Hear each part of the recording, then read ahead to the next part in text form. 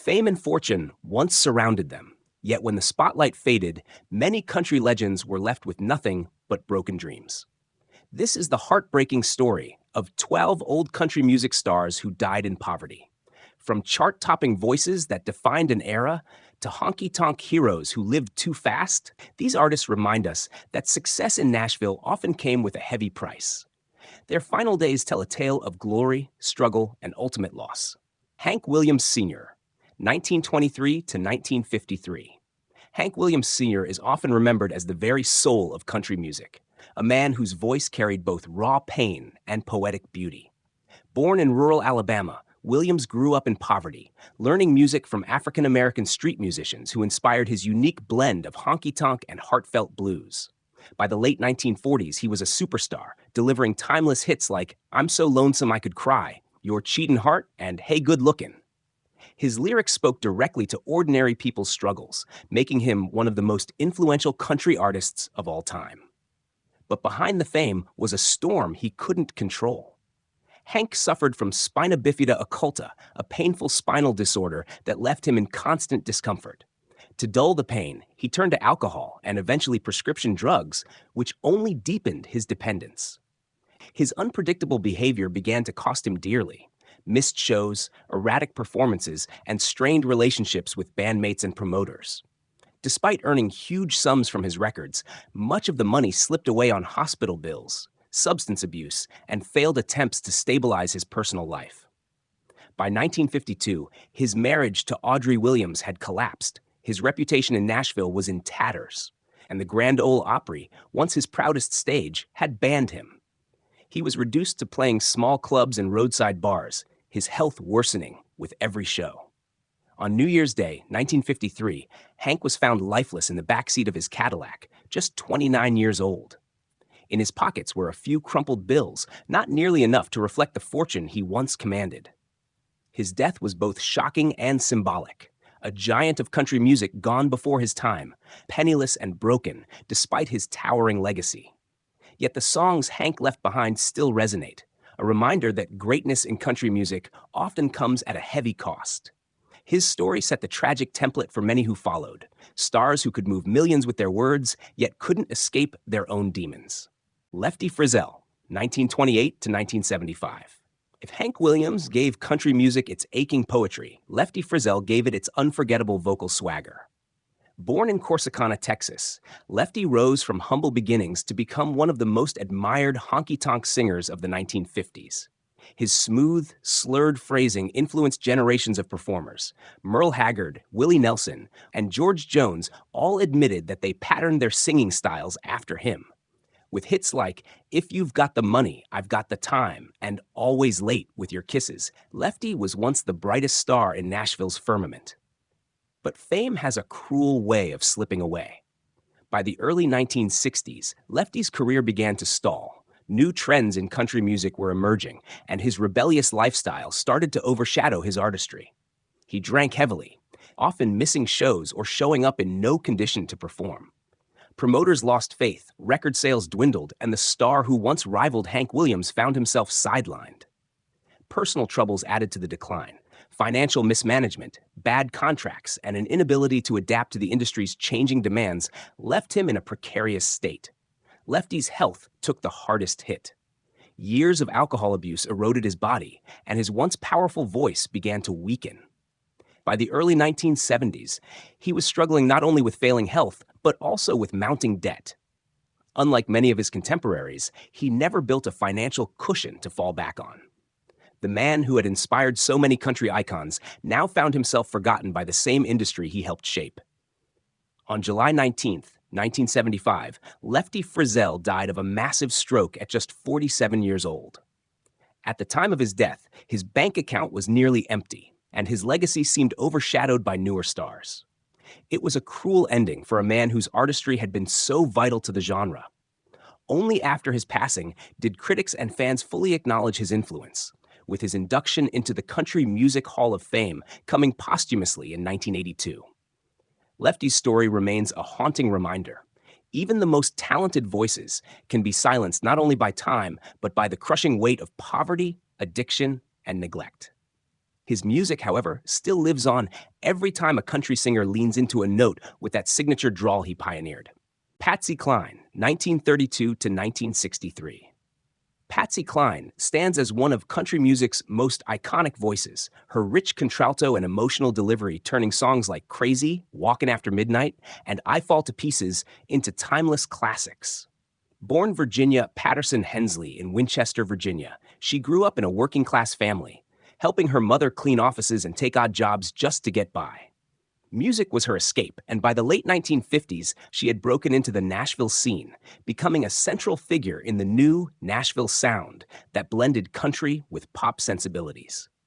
Cline's rise was meteoric, but it was also tragically short-lived. Unlike many stars who built financial empires, Patsy was just beginning to taste the rewards of her success. She toured relentlessly, often playing shows for modest fees compared to the wealth her recordings generated for producers and record labels. Though she was widely admired, Cline faced constant struggles, balancing motherhood, marriage, and a grueling career in an industry that paid women far less than their male counterparts. Behind the glamour, her finances were far from secure. She had bought a modest house in Nashville, but carried debts from constant travel, recording expenses, and supporting her family. There was little safety net, no fortune set aside to secure her children's future. Patsy herself reportedly worried about money, confessing to friends that she feared she would never be financially stable despite her fame. In March 1963, while returning from a benefit concert in Kansas City, Cline boarded a small private plane. Bad weather, poor visibility, and pilot error led to a crash near Camden, Tennessee. She was killed instantly at just 30 years old. The news devastated the country music world. Fans mourned not only the loss of her voice, but also the cruel irony that someone who had just begun to enjoy her success left this world without wealth or long-term security. In the years after her death, Patsy Cline's music generated millions of dollars for record labels, tribute albums, and films. Yet at the time of her passing, her estate was modest, leaving her family to struggle. Her husband had to rely on friends and the community for help, and it wasn't until later that royalties began to provide some relief. Patsy Cline's tragic story underscores the fragility of fame. Even a voice as eternal as hers could not protect her from the harsh realities of money, mortality, and the unforgiving nature of the music business. Today, she is rightfully honored as one of country's greatest legends. Though her death in financial strain remains a sobering reminder of how quickly success can turn to loss. Johnny Paycheck, 1938 to 2003. Few country singers embodied the rebellious outlaw spirit quite like Johnny Paycheck. Born Donald Eugene Lytle in Greenfield, Ohio, he rose from a rough childhood to carve out a place in Nashville with his gritty voice and defiant persona. After years of working as a sideman for stars like George Jones, he broke out on his own in the 1970s, scoring massive hits with songs like She's All I Got and his anthem for the working man, Take This Job and Shove It. For a time, Paycheck was riding high, a symbol of blue-collar frustration and honky-tonk swagger. But behind the stage lights, Paycheck's life spiraled into chaos. Known for his hard living, he battled alcohol and drug abuse, and his reckless spending habits left him in financial turmoil despite his chart-topping success. Legal troubles soon followed. In the early 1980s, Paycheck faced lawsuits, tax debts, and declining record sales. He was eventually convicted of tax evasion, forced to declare bankruptcy, and watched his career crumble as he struggled to stay afloat. The worst came in 1985, when a barroom altercation ended with Paycheck shooting a man in the head. The victim survived, but Paycheck was sentenced to 9 years in prison for aggravated assault. He served nearly 2 years behind bars, a fall from grace that stripped him of what little money and reputation he had left. By the time he was released, Nashville had moved on, and the outlaw image that once made him famous now left him unemployable. In his final years, Johnny Paycheck's health deteriorated as he battled emphysema and other ailments. Without steady income, he relied heavily on the kindness of friends and fellow musicians. It was George Jones, his old friend and mentor, who helped cover many of Paycheck's medical bills, ensuring he received care when he could no longer afford it. Despite his troubled past, the country community showed compassion for a man who had once given so much of himself to the music. Johnny Paycheck died in 2003 at the age of 64, broke and in poor health, a stark contrast to the swaggering outlaw image he had cultivated. Yet, his music endures, and Take This Job and Shove It remains an anthem for anyone who's ever felt trapped by thankless labor. His story is one of talent wasted by excess, but also of a community that, despite everything, did not completely abandon him in his darkest days. Hank Snow, 1914 to 1999. Clarence Eugene Hank Snow, known to fans as the Singing Ranger, was a Canadian-born legend who conquered Nashville and became one of the longest-serving members of the Grand Ole Opry. With a career spanning more than half a century, he delivered classics like I'm Moving On, Fools Such as I, and Hello Love. His smooth tenor and masterful storytelling earned him a reputation as one of country's most versatile performers, capable of shifting from honky-tonk grit to tender ballads. At his peak in the 1950s, Hank Snow was a household name, touring relentlessly and selling millions of records worldwide. But despite the fame, Snow's financial life was far less secure than his public image suggested. Growing up in poverty in Nova Scotia, he knew hardship from the beginning, and that shadow followed him throughout his career. Record labels and promoters took large portions of his earnings, while mismanagement and questionable business ventures drained his wealth. Snow also had a soft heart, often giving away money to struggling musicians or acquaintances who came asking for help, leaving little for himself. By the 1970s and 1980s, country music was evolving, and younger stars dominated the charts. Snow, though still respected, struggled to book the high-paying shows he once commanded. His health began to fail, and with mounting medical expenses, his savings dwindled rapidly. Unlike some contemporaries, Snow didn't diversify into lucrative side businesses, which made him heavily dependent on performing to make ends meet. His personal life was no refuge either. Snow endured family tensions and dealt with lawsuits that further ate into his finances. Despite having a legacy as one of the Opry's most loyal members, he lived modestly in his later years, far removed from the financial stability one might expect from a star of his stature. In interviews, Snow admitted that the music industry had not been kind to him financially, and his final years were marked by quiet struggle rather than comfort. Hank Snow passed away in 1999 at the age of 85. While his funeral drew tributes from across the country world, it also revealed the stark contrast between his immense contributions to the genre and the limited resources he had left behind. Fans remembered him as the Singing Ranger who brought warmth and authenticity to every song. Yet behind the microphone was a man who, like so many others, died without the financial security his legacy deserved. Faron Young, 1932 to 1996. Known as the hillbilly heartthrob and later the singing sheriff, Faron Young was one of country music's most dynamic entertainers. Born in Shreveport, Louisiana, he rose from modest roots to become a star in the 1950s and 1960s with hits like Hello Walls, If You Ain't Lovin', You Ain't Livin', and Live Fast, Love Hard, Die Young. Charismatic and sharp-witted, Young embodied the honky-tonk spirit and became a fixture at the Grand Ole Opry, admired for his showmanship and relentless energy. But behind the confident stage persona, Young wrestled with demons that eventually consumed his career. Though he enjoyed substantial success, financial missteps and personal struggles eroded his fortune. He invested in music publishing and co-founded Music City News. Yet poor management and disputes over royalties meant he reaped far less reward than expected. His drinking, notorious temper, and volatile relationships with colleagues worsened his decline, alienating many in the industry. By the 1980s, Nashville had moved on to a younger generation of stars, and Faron Young's career stagnated. Concert offers grew scarce, and his record sales dried up. He often spoke bitterly about feeling forgotten by the very industry he helped build. Financially, things became increasingly grim. Medical bills piled up, and without steady income, Young sold off properties and assets. Depression set in as his bank account dwindled, and his once celebrated name faded from the spotlight.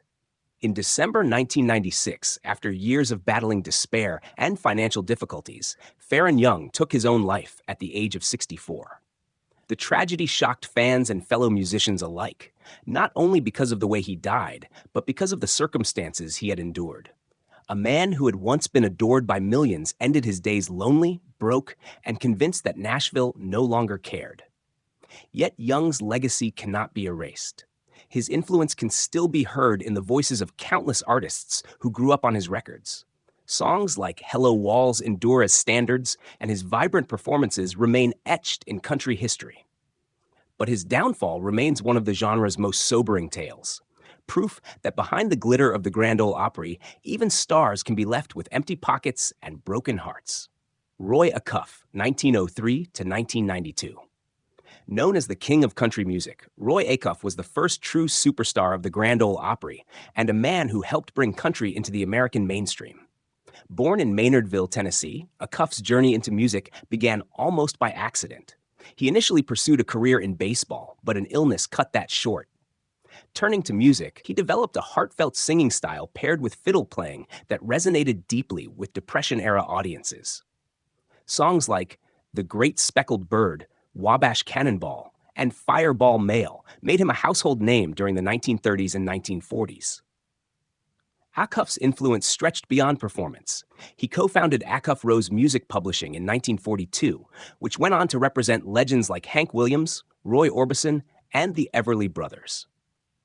Yet despite this groundbreaking venture, much of the financial success from Acuff Rose did not secure Acuff's own long-term stability. The business side of Nashville often benefited others more than the man whose name graced the company. As the decades wore on, Acuff remained a beloved figure at the Opry, but he struggled with the same problem many country pioneers faced: dwindling income as new trends took over. By the 1960s and 1970s, younger stars captured the spotlight, and Acuff's royalties were not enough to guarantee wealth. He performed well into his later years, not only for love of the music, but also because he needed the income. Friends recalled that despite his royal title, Acuff lived modestly, often depending on the Opry community for financial support when medical costs rose. His later years were marked by declining health and the humbling reality that the man once hailed as the very symbol of country's golden age was not financially secure. The country music community deeply respected him, but that respect did not always translate into financial comfort. It was only through the kindness of peers and the institution of the Opry that Acuff was able to maintain some dignity in his final chapter. Roy Acuff died in 1992 at the age of 89, remembered as a trailblazer who transformed country music into a national phenomenon. Yet his story also reveals the cruel irony of the business. A man who gave his life to country music and built the foundation for countless others still died without the wealth one might expect from such monumental contributions. His legacy is secure in the songs and the Opry he championed. But his struggles in old age underscore how fragile financial security was for even the greatest stars of the genre. Boxcar Willie, 1931 to 1989. Boxcar Willie, born LaCille Travis Martin in Texas, became one of the most recognizable novelty acts in country music. With his trademark hobo attire, train-themed songs, and warm, nasal voice, he captured the imagination of fans who longed for the old-time feel of American railroads and working-class ballads. His stage name came from a character he created while working as an Air Force pilot, and it stuck as he reinvented himself in the 1970s. By the late 1970s and early 1980s, Boxcar Willie had become an international sensation, especially in Europe, where audiences adored his nostalgic train songs like Wreck of the Old 97 and Boxcar Blues. For a brief moment, his popularity translated into real financial success. He joined the Grand Ole Opry, toured extensively, and even opened his own theater in Branson, Missouri, during the town's boom years as a country entertainment destination. Yet, despite the fame and steady ticket sales, poor financial decisions and mounting costs from his Branson ventures left him with heavy debts. He invested heavily in property and shows, but failed to generate long-term stability, eventually losing much of what he had built. As his popularity waned in the United States during the 1990s, Boxcar Willie relied on small tours and his Branson theater, but revenue never matched expenses. His health began to deteriorate as well, with a diagnosis of leukemia forcing him to step back from performing. The medical bills, combined with his financial mismanagement, quickly drained what little savings he had left. Behind the cheerful, train-loving persona was a man struggling to make ends meet, clinging to his stage identity while his resources dwindled. By the time of his death in 1999, Boxcar Willie's once flourishing empire had largely collapsed. Reports described him as living humbly, with little wealth to reflect his earlier success. Fans who remembered his larger-than-life stage presence were shocked to learn of his financial hardships, a story all too common in the world of country music. Despite his tragic end, Boxcar Willie remains a unique figure in country history, a performer who carved out a niche by embodying the very image of the wandering hobo. His songs still evoke the romance of the rails, even if his own life ended in financial hardship. His story is a reminder that fame, especially when built on novelty and nostalgia, can vanish quickly, leaving behind debts and unfulfilled dreams. Eddie Raven, 1944. Eddie Raven, born Edward Garvin Futch in Louisiana, was one of the most distinctive voices in country music during the 1980s. Known for blending Cajun rhythms with contemporary country sounds, he scored a string of hits such as I Got Mexico, Shine, Shine, Shine, and Joe Knows How to Live. With his smooth vocals and knack for storytelling, Raven carved out a space that was uniquely his, setting himself apart from the mainstream Nashville sound. For a time, he was a regular presence on the charts, collecting awards and enjoying a loyal fan base.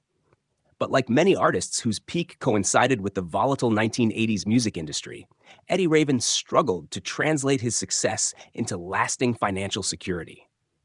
Despite chart-topping songs, the structure of record contracts meant that much of the profit flowed to labels and publishers rather than the artist himself. Raven spent heavily on touring and band expenses, and though his live shows were popular, the income rarely covered the costs. Investments he made outside of music didn't yield significant returns, leaving him financially vulnerable when the hits stopped coming. As the 1990s rolled in, country music shifted toward a younger, more pop-influenced sound. Artists like Garth Brooks and Shania Twain dominated the charts, while veterans like Raven struggled to secure airplay.